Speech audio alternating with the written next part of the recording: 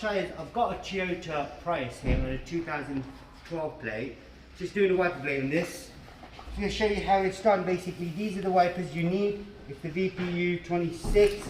One's longer than the other.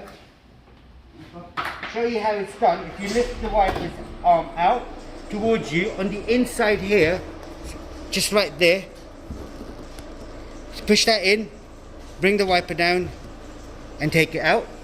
Make sure you don't drop this. If you drop this on the windscreen, you will crack it. Then the second one, it's quite a simple one again. You slot it in from the top and then that's it, job done. With the smaller one, it's the same thing again. You just push it in, bring it down, take it out and put a new one in. That's all you got to do on this particular model. If there is anything else you need to know on the Toyota, we have got a playlist like the bulbs, pressure, service reset.